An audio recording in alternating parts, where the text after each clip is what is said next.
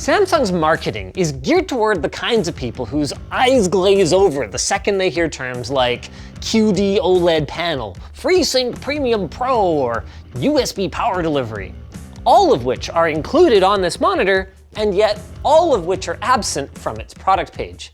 I mean, for many gamers, this process is enough. But this is Linus Tech Tips. You all need to know every little detail when you're shopping for a gaming monitor. And Samsung, yes, sponsored this video, packed this display to the gills with features that I get to tell you about, including their incredible QD-OLED panel that we have already seen in action a couple of times and absolutely fallen in love with. I mean, it's not cheap, but it did say Odyssey G8 in the title, so you already knew it was going to be among the best gaming displays on the planet. Let's crack her open. Inside the box, we find some things we expect, like a monitor stand and a VESA adapter. It's a curved monitor, so you'll need one of these if you want to use it with a VESA mount. It's nice that that's included. And some things we don't expect, like a remote. That's right. The OLED G8 packs in a bunch of the same features that you would find in Samsung's smart TVs, like built-in streaming apps and even some free TV channels through Samsung TV Plus, which is great if you want a display that can pull double duty as a more TV-like experience, say if you're living in a dorm room or something. And it's got a couple of 5-watt speakers, which sound surprisingly usable. Actually, maybe even good. Stand assembly is a straightforward affair. We've got a nice hefty base for the bottom that screws on with 2 No. 2 Phillips head screws. LTTstore.com. But as much as I love stands, this is the centerpiece. It blew my mind when Adam, who worked on this video, pointed out that Samsung mentions QD-OLED a grand total of 0 times on their product page for the OLED G8. Seriously, go look, go check, I'll wait.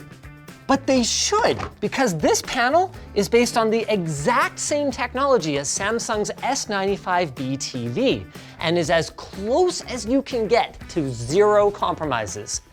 Every pixel on it turns off completely for incredibly deep blacks, and because you don't need to wait for the crystals to slowly change positions like on an LCD, this is the fastest display in Samsung's lineup, with pixels boasting response times of just 0.1 milliseconds gray to gray.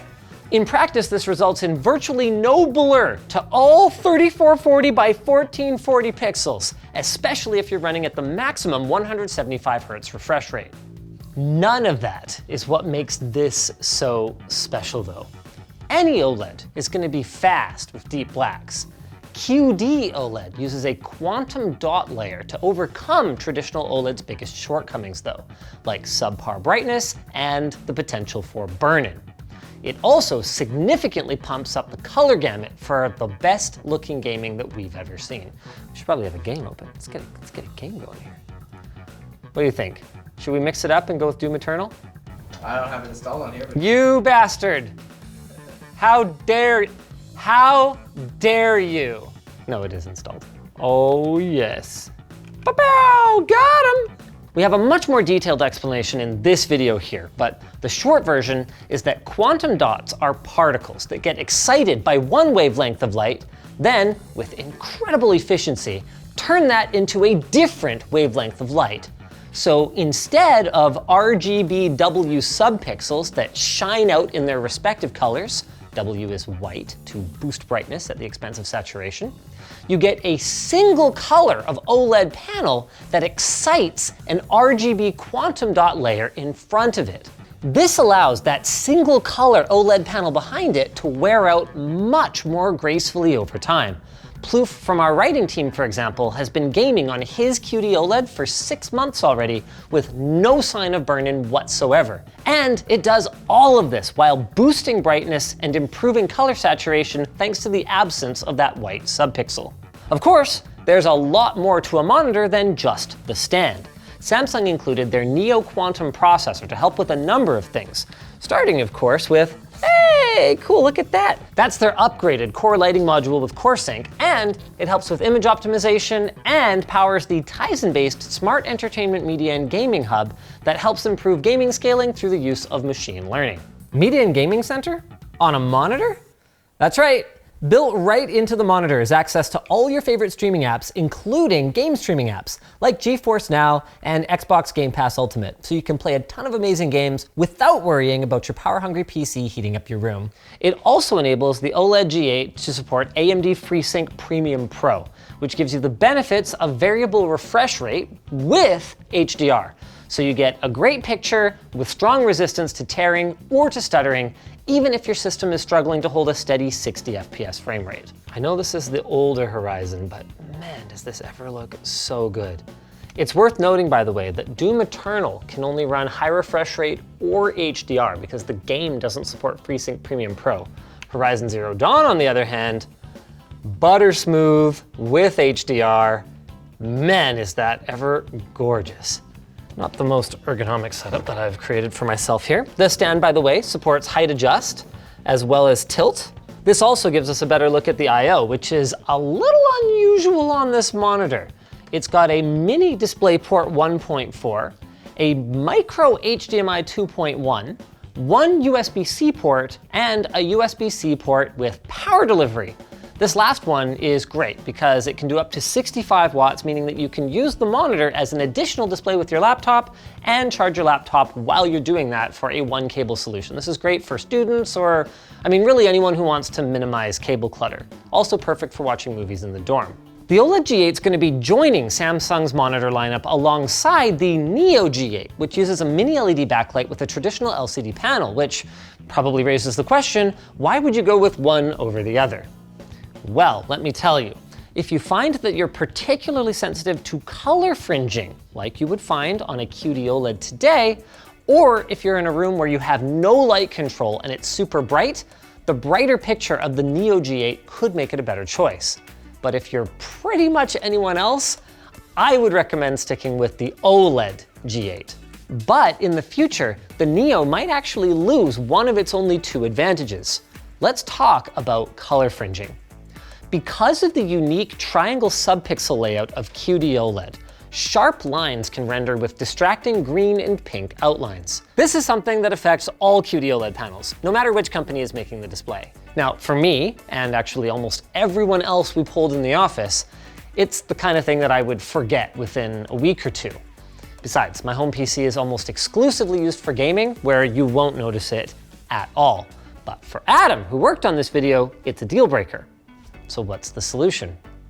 Well, to understand the solution, we need to also understand the problem. And the current situation is partly thanks to Microsoft. To improve text rendering in Windows, Microsoft uses ClearType, which is kind of this color trickery that takes the subpixels around black text and slightly colors them to soften edges, giving fonts a smoother, less aliased appearance. But this is a super new panel with an unusual triangular subpixel layout, remember? It's currently unsupported by ClearType. That means that the wrong values are getting sent to those subpixels, causing green tops and pink bottoms. Now, this effect can be mitigated by changing the scaling in Windows or sitting a little bit farther away from your display. But those just make the fringing less noticeable rather than eliminating it completely. Another option is to use Better ClearType Tuner, which is a program that lets you adjust the same settings that Windows ClearType does, but in a useful manner. And it helps, but it doesn't quite resolve the issue. So, realizing that we were committed to this rabbit hole, we kept going and sought out the more granular MacType, which allows for low-level access to Windows text rendering.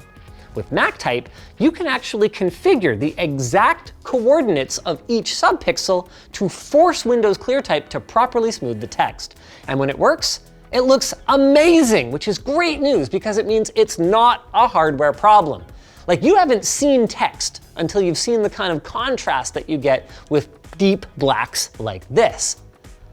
But thanks to Windows 10's wonky approach to text rendering, MacType requires such deep access to our system that our corporate antivirus actually alerted our sysadmin while he was on vacation and wiped out the program on its own.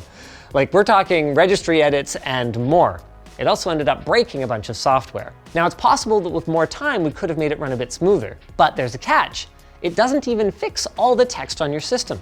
Lots of apps, like Chrome and, hilariously, even Microsoft Office, don't use Windows to render text.